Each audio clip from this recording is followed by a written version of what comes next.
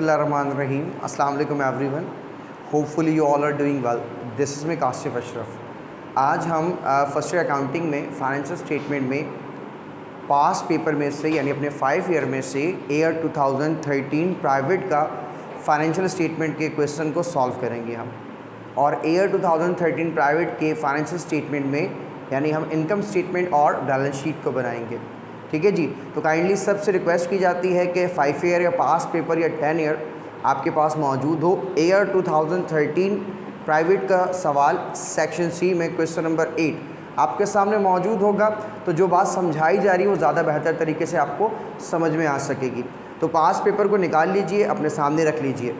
अच्छा जी, हम ईयर 2013 के सेक्शन सी का क्वेश्चन नंबर देखने जा रहे हैं और सेक्शन सी में क्वेश्चन नंबर 8 देखने जा रहे हैं। तो ईयर 2013 प्राइवेट सेक्शन सी और क्वेश्चन नंबर 8 है हमारे पास financial statement. The following is the pre closing trial balance of Syed sons for the year ended December 31, 2012। और उसके साथ हमें डेबिट बैलेंस दिए हुए, उसमें cash, receivable, merchandise, so on. और क्रेडिट बैलेंस में sales revenue, purchase discount, commission, so on.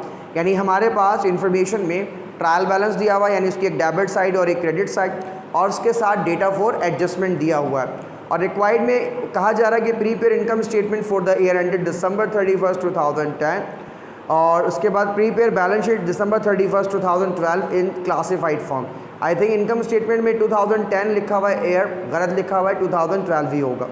तो अब जब इनकम स्टेटमेंट बनाते हैं बेटा, हम सबको मालूम है कि there are the 5 head of the accounts: asset, liability, capital, revenue and expenses. हम अपने इनकम स्टेटमेंट में 2 अकाउंट को रिकॉर्ड करेंगे। कौन कौन से वो 2 अकाउंट्स हैं? नंबर 1 रेवेन्यूज़ और नंबर 2 एक्सपेंसेस। यानी हम रेवेन्यू और एक्सपेंसेस को रिकॉर्ड करते हैं कौन से स्टेटमेंट में बेटा? इनकम स्टेटमेंट में। अब बेटा इनकम स्टेटमेंट बनाने का एक प्रॉपर फॉर्मेट है, किस तरीके से बनाते हैं आइए सीखते हैं हम।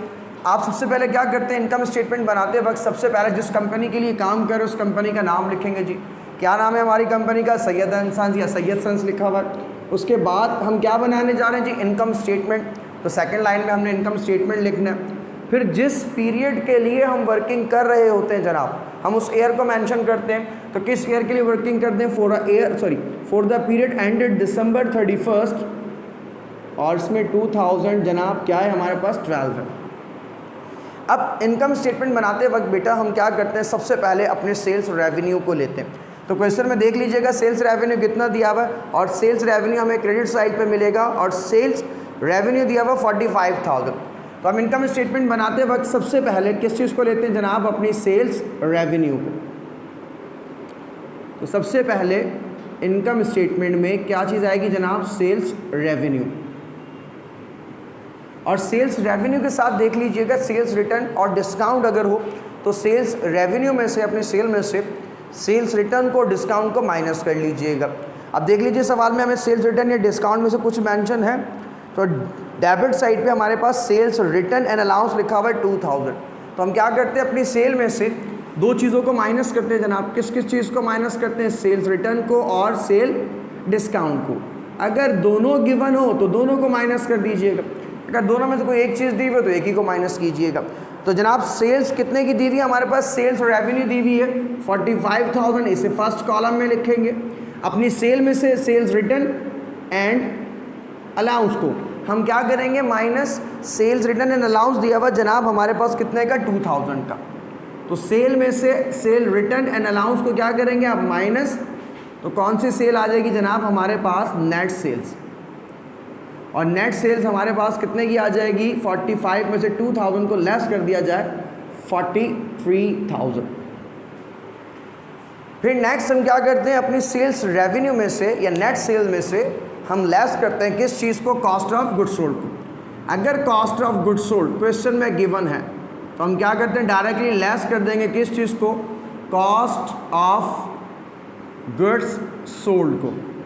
अगर गिवन ना हो जनाब तो पहले कॉस्ट ऑफ गुड्स सोल्ड को फाइंड आउट किया जाता है, फिर अपनी सेल में से माइनस किया जाता है। तो इस क्वेश्चन में देख लीजिएगा cost of goods sold given है, हमें फाइंड आउट करना पड़ेगा। तो उसका मतलब है हमारे सवाल में cost of goods sold given नहीं है, तो हम पहले कॉस्ट ऑफ गुड्स सोल्ड को फाइंड आउट करें। अब कॉस्ट ऑफ गुड्स सोल्ड को फाइंड आउट करने का क्या तरीक़ेकार है जनाब? हम क्या करते हैं, कॉस्ट ऑफ गुड्स सोल्ड के लिए सबसे पहले मर्चेंडाइज़ की ओपनिंग इन्वेंट्री लें। There are the two types of inventories, number 1 opening और नंबर 2 एंडिंग। ओपनिंग इन्वेंट्री हमें मिलती है ट्रायल बैलेंस में और एंडिंग इन्वेंट्री मिलती है डेटा फॉर एडजस्टमेंट में। अब देख लीजिए ओपनिंग इन्वेंट्री ट्रायल बैलेंस में मर्चेंडाइज बिगनिंग लिखा हुआ है 6500। बिगनिंग या opening both are same things. तो आप क्या करेंगे, सबसे पहले मर्चेंडाइज की ओपनिंग इन्वेंट्री को ले लेंगे जनाब। इसमें हम क्या करते हैं, मर्चेंडाइज की ओपनिंग इन्वेंट्री में ऐड करते हैं किस चीज़ को जनाब, अपनी परचेजेस को। और परचेजेस को प्लस करने से पहले अगर परचेज के साथ परचेज रिटर्न और डिस्काउंट हो तो पहले परचेज रिटर्न और डिस्काउंट को माइनस कर लीजिएगा। और अगर परचेज के साथ ट्रांसपोर्टेशन इन कैरेज इन दिया हुआ है तो आप क्या करें, परचेज में से परचेज रिटर्न और डिस्काउंट को माइनस करते हैं और ट्रांसपोर्टेशन इन या कैरेज इन को प्लस करते हैं। ठीक है जनाब। तो देख लीजिएगा सवाल में परचेज के साथ रिटर्न या डिस्काउंट हो तो पहले माइनस कीजिएगा फिर ओपनिंग में प्लस कीजिएगा। तो देखते हैं सवाल में हमारे पास परचेज रिटर्न है जनाब या परचेज डिस्काउंट है। तो जनाब हमारे पास सबसे पहले तो देखें परचेज कितने की है। क्वेश्चन में जो हमें परचेज दी हुई है 20,000 की और परचेज डिस्काउंट लिखा हुआ है क्रेडिट साइड पे कितने का जनाब, 1,500 का। तो सबसे पहले हम क्या करें, परचेज ले लें जनाब। और परचेज कितने की दी हुई है हमारे पास, टोटल जो परचेज है हमारे पास डेबिट साइड पे लिखा हुआ है 20,000 की परचेज है। तो हम क्या करें, सबसे पहले 20,000 का परचेज ले लें। इसमें से लेस कर दिया जाता है किस किस चीज़ को, परचेज रिटर्न को और परचेज डिस्काउंट को। तो हमारे क्वेश्चन में परचेज डिस्काउंट गिवन है तो हम परचेज में से परचेज डिस्काउंट को माइनस कर लेंगे। तो 20,000 में से हम 1,500 को लेस कर लें। परचेज में से परचेज रिटर्न और डिस्काउंट को जब माइनस किया जाए तो जनाब कौन सी परचेज आ जाएगी हमारे पास, नेट परचेज। अगर कोई ट्रांसपोर्टेशन इन दिया हो तो हम नेट परचेज में ट्रांसपोर्टेशन इन को या कैरेज इन को प्लस करते हैं। तो इस सवाल में ट्रांसपोर्टेशन इन या कैरेज इन हमारे पास मौजूद नहीं है। तो हम क्या करें, परचेज में से डिस्काउंट को माइनस कर दें। 20,000 में से 1,500 को माइनस कर दें तो कितना बचेगा जनाब, 18,500। अब हम क्या करेंगे, मर्चेंडाइज की ओपनिंग इन्वेंट्री में नेट परचेज को प्लस कर लेते हैं। ओपनिंग इन्वेंट्री में, मर्चेंडाइज की ओपनिंग इन्वेंट्री में जब हम नेट परचेज को प्लस कर लें तो हमारे पास रिजल्ट आता है मर्चेंडाइज अवेलेबल फॉर सेल्स। तो मर्चेंडाइज की ओपनिंग इन्वेंट्री है जनाब 6,500 की और हमारे पास नेट परचेज है 18,500। दोनों को प्लस कर लें तो आपके पास आंसर आ जाएगा कितना जनाब, 25,000। Next, merchandise available for sale में से हमने क्या करना होता है, लेस करना होता है किस चीज़ को जनाब, मर्चेंडाइज की कौन सी इन्वेंट्री को, एंडिंग इन्वेंट्री को। और मर्चेंडाइज की एंडिंग इन्वेंट्री हमें डेटा फॉर एडजस्टमेंट में मिलती है ज़्यादातर। तो मर्चेंडाइज की ending inventory data for adjustment में कितनी लिखी हुई जनाब, 3,000। तो अब हम क्या करेंगे, नेट परचेज में से मर्चेंडाइज अवेलेबल फॉर सेल में से मर्चेंडाइज की एंडिंग इन्वेंट्री को लेस करेंगे तो क्या आ जाएगा जनाब हमारे पास, cost of goods sold 25,000 minus 3,000, cost of goods sold आ जाएगा 22,000 का। अब हमने क्या करना था भाई, हमने सेल में से माइनस करना था किस चीज़ को, कॉस्ट ऑफ गुड्स सोल्ड। तो पहले हमने प्रॉपर तरीके से कॉस्ट ऑफ गुड्स सोल्ड को फाइंड आउट कर लिया। अब अपनी सेल में से कॉस्ट ऑफ गुड्स सोल्ड को माइनस करेंगे और जब हम माइनस करते हैं अकाउंटिंग में तो उस वैल्यू के साथ ब्रैकेट लगाते हैं। तो सेल से 43,000 की, इसमें से हम कॉस्ट ऑफ गुड्स सोल्ड को माइनस कर लें तो हमारे पास कौन सा प्रॉफिट आता है जनाब, ग्रॉस प्रॉफिट। कितने का जी, 43 की सेल्स है हमारी, 22 की हमारी कॉस्ट ऑफ गुड्स सोल्ड है। 43 में से 22 को माइनस करें तो हमारे पास जो ग्रॉस प्रॉफिट आएगा वो कितना, 21,000। अब हमने करना है क्या है, ग्रॉस प्रॉफिट के बाद हम लेस कर लेते हैं किस चीज़ को जनाब, बिजनेस के ऑपरेटिंग एक्सपेंसेस को। यानी हम अपने ग्रॉस प्रॉफिट में से लेस करेंगे ऑपरेटिंग एक्सपेंसेस को। फिर वही बात बेटा, ऑपरेटिंग एक्सपेंसेस को देखने के बहुत सारे तरीके हैं, समझने के बहुत सारे तरीके। मुझे बेहतर ये लगता है कि हम ऑपरेटिंग एक्सपेंसेस को सीक्वेंस से देखते हैं। सीक्वेंस मीन्स दैट अपने ट्रायल बैलेंस से तमाम एक्सपेंसेस को देखते हैं। तो देखते हैं जी हमारे पास, और उसके बाद डेटा फॉर एडजस्टमेंट के एक्सपेंसेस को देखा जाए। Number 1, data for as a trial balance में डेबिट साइड पे कैश लिखा हुआ, एसेट अकाउंट है, फिर लिखा हुआ अकाउंट रिसीवेबल, एसेट अकाउंट है, बैलेंस शीट में रिकॉर्ड होगा। मर्चेंडाइज बिगनिंग रिकॉर्ड हो गया, फिर लिखा हुआ prepaid shop rent, prepaid shop rent हमारे पास एसिड होता है जनाब, सेल्स इक्विपमेंट एसिड है, परचेज रिकॉर्ड कर चुके। अब लिखा हुआ है हमारे पास पहला जो एक्सपेंस लिखा हुआ है ऑफिस सप्लाईज एक्सपेंस रुपीज़ कितने थाउजेंड जनाब 2000। अब हमने क्या करना है ऑफिस सप्लाईज एक्सपेंस, तो पहला एक्सपेंस हमें यहाँ पर नज़र आ रहा है ऑपरेटिंग एक्सपेंस में पहला एक्सपेंस है हमारे पास ऑफिस सप्लाईज एक्सपेंस। अब देखिए जनाब हमारे पास ऑफिस सप्लाईज एक्सपेंस जो ट्रायल बैलेंस में हमें दिया हुआ है 2000 का। अब डेटा फॉर एडजस्टमेंट में देख लीजिएगा कोई ऑफिस सप्लाईज अनयूज या ऑफिस सप्लाईज हमारे पास यूज तो मौजूद नहीं है, तो हम देखते हैं डेटा फॉर एडजस्टमेंट में हमारे पास लिखा हुआ है office supplies unused. It means that trial balance में ऑफिस सप्लाईज एक्सपेंस कितने का रिकॉर्ड हुआ हुआ जनाब 2000 का। उसमें से कह रहे हैं जी ऑफिस सप्लाईज अनयूज, जिसमें जो एसिड है हमारा यानी जो एसिड इस्तेमाल नहीं हुआ, या ये कह लीजिए वो ऑफिस सप्लाईज जो इस्तेमाल नहीं हुई, तो हम इन्हें क्या कहते हैं जनाब ऑफिस सप्लाईज अनयूज को एसिड कहते हैं। ट्रायल बैलेंस में 2000 रुपये का एक्सपेंस है, डेटा फॉर एडजस्टमेंट में बताया जा रहा है 500 रुपये का उसमें से एसिड बचा हुआ। इट मीन्स दैट सारा ऑफिस सप्लाईज एक्सपेंस नहीं हुआ, 2000 में से 500 रुपये का एसिड बचा हुआ। तो भाई एक्सपेंस कितने का हुआ है, तो ऑफिस सप्लाईज एक्सपेंस हुआ हमारे पास कितने का जनाब 1500 का। ठीक है जी। उसके बाद नेक्स्ट हम जो एक्सपेंस देख रहे हैं, नेक्स्ट एक्सपेंस हमें नज़र आ रहा है कौन सा जी सैलरीज एक्सपेंस। तो सेकंड अकाउंट हम लिखेंगे कौन सा एक्सपेंस सैलरीज एक्सपेंस। जी ट्रायल बैलेंस में सैलरीज एक्सपेंस हमारे पास रिकॉर्ड है कितने का जनाब लिखा हुआ है 14000 का।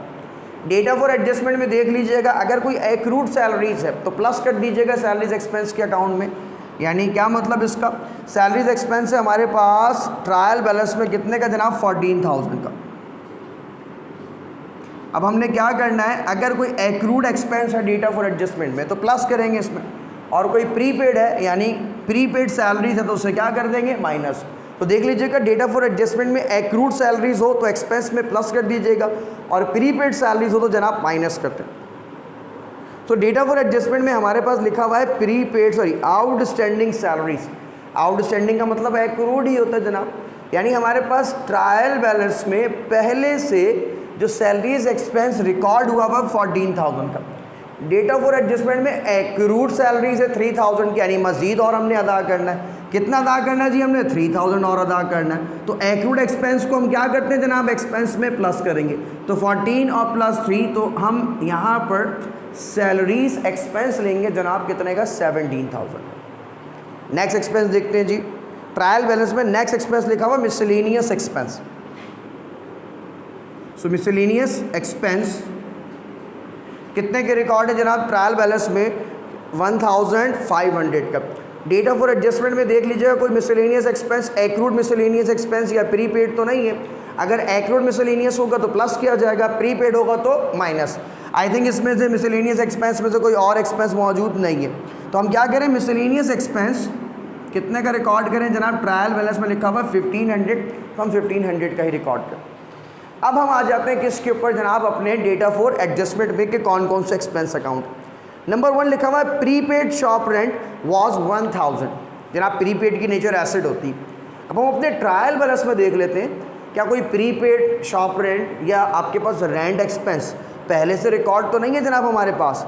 तो देखिए हमारे पास क्या लिखा हुआ है प्रीपेड शॉप रेंट कितना लिखा हुआ है जी हमारे पास ट्रायल बैलेंस में प्रीपेड शॉप रेंट दिया हुआ है कितने का 4000 का।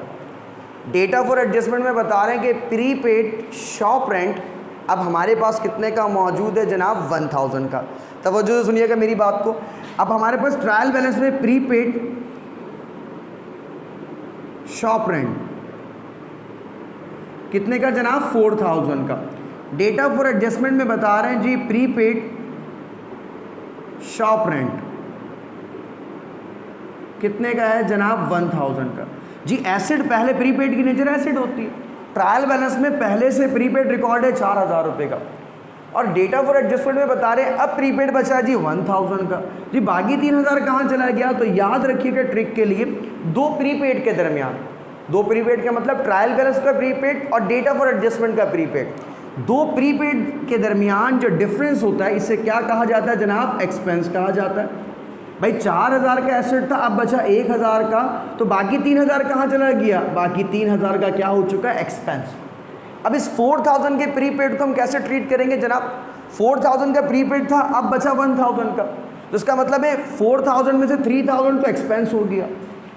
अब एसेट कितने का बचा? 1000 का। यानी 4000 में से 3000 हम किस नाम से जी? रेंट एक्सपेंस के नाम से रिकॉर्ड करेंगे अपने इनकम स्टेटमेंट। यानी 3000 का एक्सपेंस आएगा इनकम स्टेटमेंट में। ये मैंने कैसे निकाला जनाब? पहले प्रीपेड कितने का था जी? 4000 का। अब प्रीपेड कितने का बचा जी? 1000 का। तो इन दोनों का जो डिफरेंस है ये क्या कहलाएगा? एक्सपेंस। अब जो 1000 का प्रीपेड बचा है ये रिकॉर्ड होगा कहाँ पर जनाब? बैलेंस शीट में। अब उसके बाद नेक्स्ट एक्सपेंस देखते हैं जी, ऑफिस सप्लाइज अनयूज्ड। हम रिकॉर्ड कर चुके हैं जी, ऑफिस सप्लाइज एक्सपेंस को हम ट्रीट कर चुके हैं। फिर उसके बाद लिखा हुआ है हमारे पास अलाउंस फॉर बैड डेब्ट इंक्रीज बाय 300, यानी बैड डेब्ट एक्सपेंस है हमारे पास कितने का जनाब?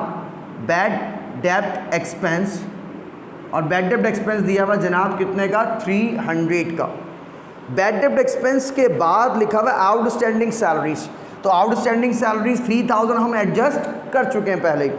अब देख लीजिए जनाब, आपके पास next expense depreciation on sales equipment कितना है जनाब? 1500।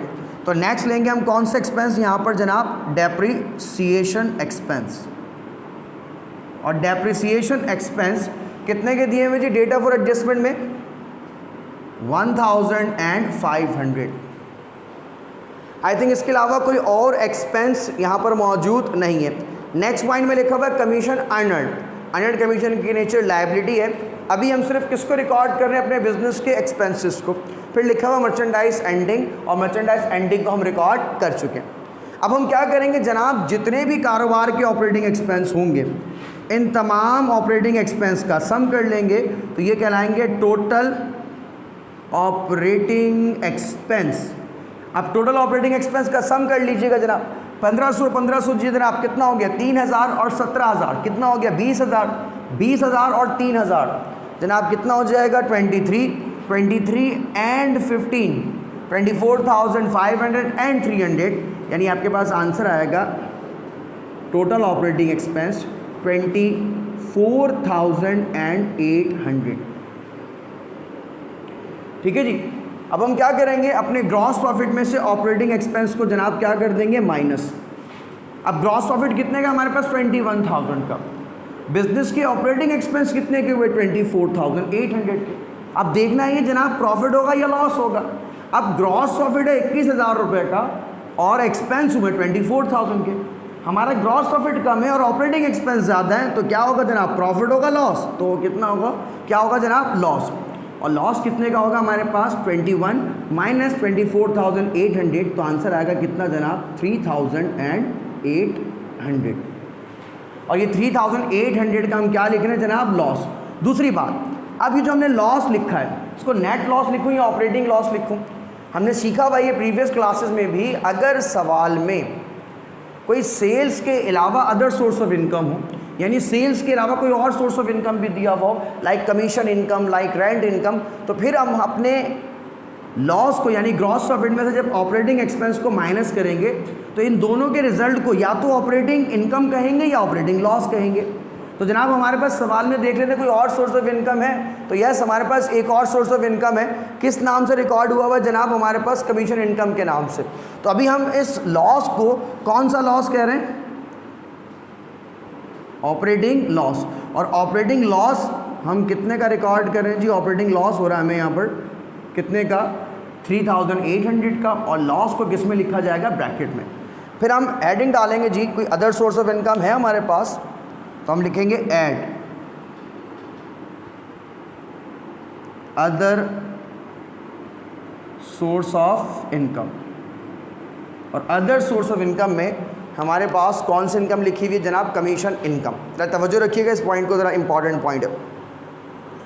ट्रायल बैलेंस में हमारे पास लिखा हुआ है कमीशन इनकम 4,000 का। डेटा फॉर एडजस्टमेंट में देख लें कोई कमीशन इनकम या अनअर्न्ड कमीशन तो नहीं लिखा हुआ।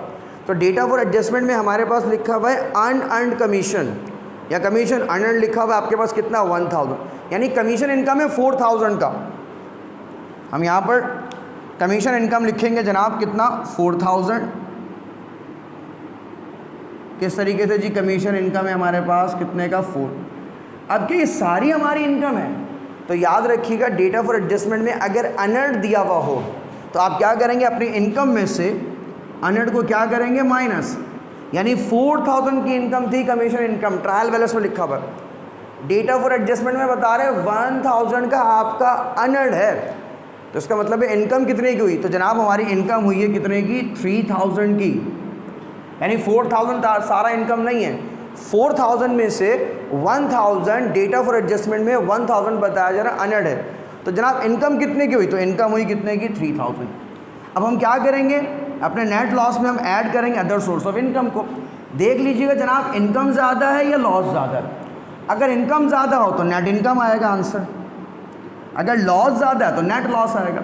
तो लॉस है 3800 का और इनकम है 3000, तो जनाब हमारे पास लॉस ज़्यादा है और इनकम कम है, तो हम 3800 में से 3000 को माइनस करेंगे तो हमारे पास आंसर आएगा नेट लॉस, और ये नेट लॉस आएगा जनाब कितने का 800 का।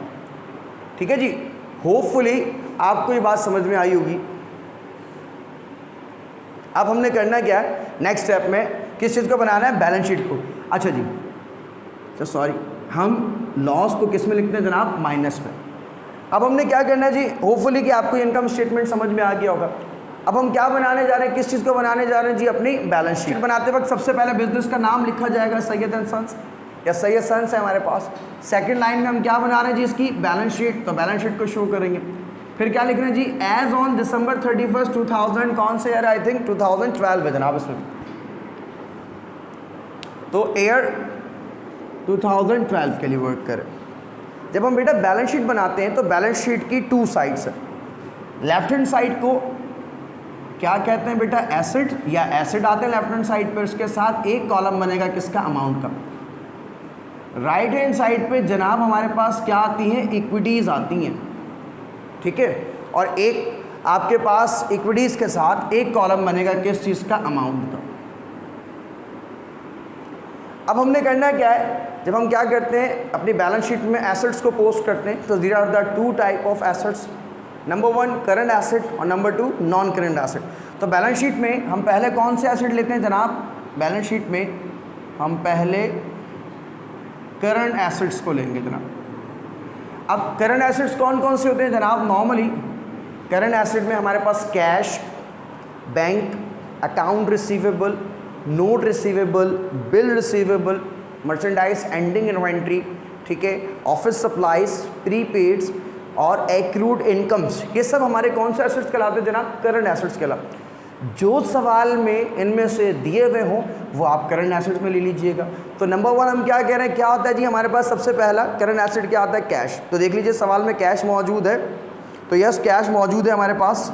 कैश का अमाउंट कितना दिया हुआ जनाब हमारे पास 15000 का। कैश के बाद जनाब हम देखते हैं बैंक मौजूद है, अगर होगा तो लिखेंगे, तो बैंक भी मौजूद नहीं है। फिर हम देखते हैं कोई अकाउंट रिसीवेबल है, तो हमारे पास अकाउंट रिसीवेबल कितने के दिए हुए जनाब, अकाउंट रिसीवेबल की वैल्यू 10000 दी हुई है। फिर बेटा देख लीजिएगा रिसीवेबल के साथ आपके पास क्या कोई अलाउंस फॉर बैड डेट भी मौजूद है, चाहे वो ट्रायल बैलेंस में हो या डेटा फॉर एडजस्टमेंट में मौजूद हो। तो देख लीजिए आपके पास ट्रायल बैलेंस में अलाउंस फॉर बैड डेट है, तो ट्रायल बैलेंस में हमारे पास अलाउंस फॉर बैड डेट मौजूद है कितने के जनाब 500 के।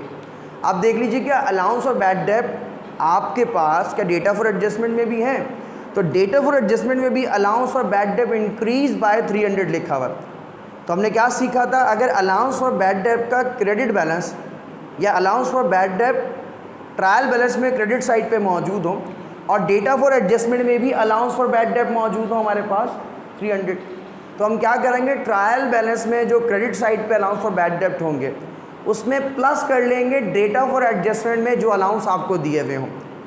यानी क्या मतलब, ट्रायल बैलेंस में अलाउंस फॉर बैड डेट दिए हुए 500 के जनाब और डेटा फॉर एडजस्टमेंट में अलाउंस फॉर बैड दिए हुए 300 के, तो 500 एंड 300 कितने हो गए जनाब 800।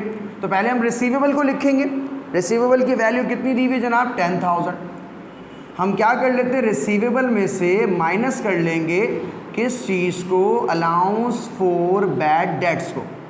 और अलाउंस फॉर बैड डेट हम कितने के लेंगे जनाब, यहाँ पर 500 प्लस 300 कितना होगा जनाब 800। तो 10,000 में से 800 को माइनस कर दें तो कितना आ जाएगा जनाब हमारे पास 9,200। अब रिसीवेबल के बाद हम देखते हैं जनाब कोई मर्चेंडाइज इन्वेंट्री है हमारे पास। तो यस, हमारे पास मर्चेंडाइज की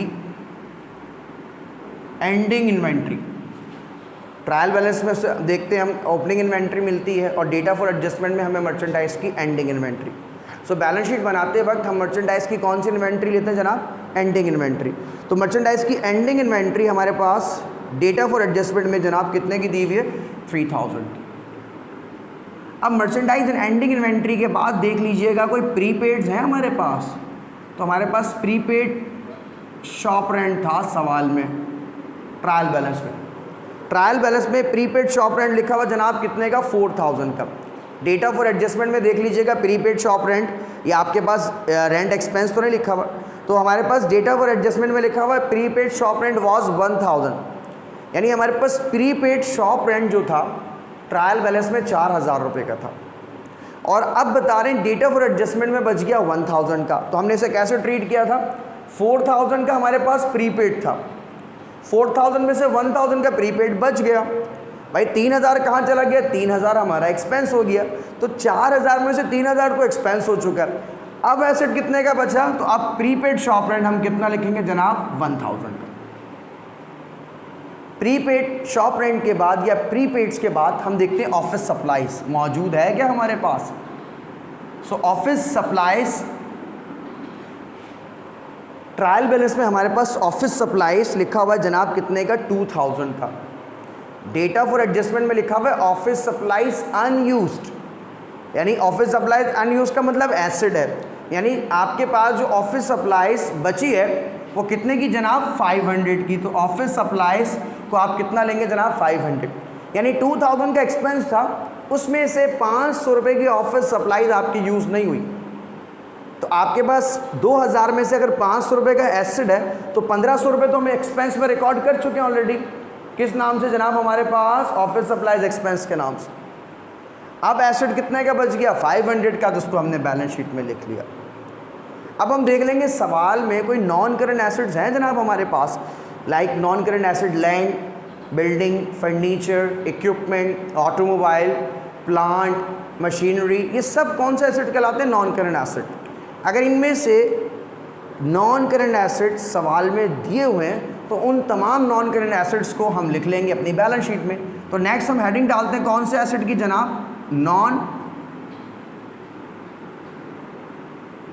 करंट एसिड्स की।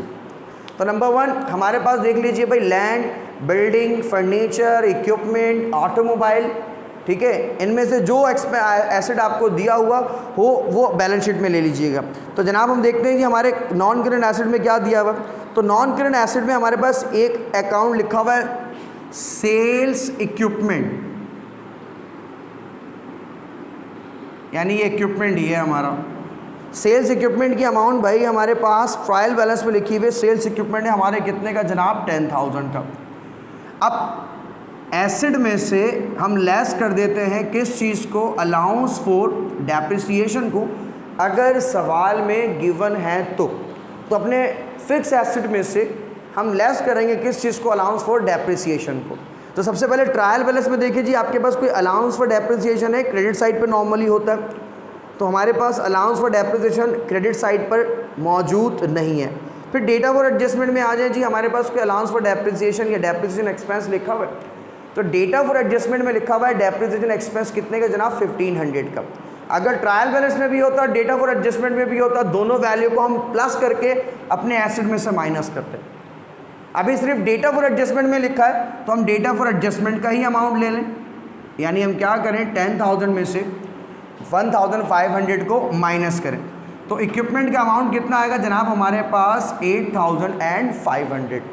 अब देख लीजिए इसके अलावा कोई मशीनरी, फर्नीचर, आई थिंक और कोई नॉन करंट एसिड यहाँ पर मौजूद नहीं है।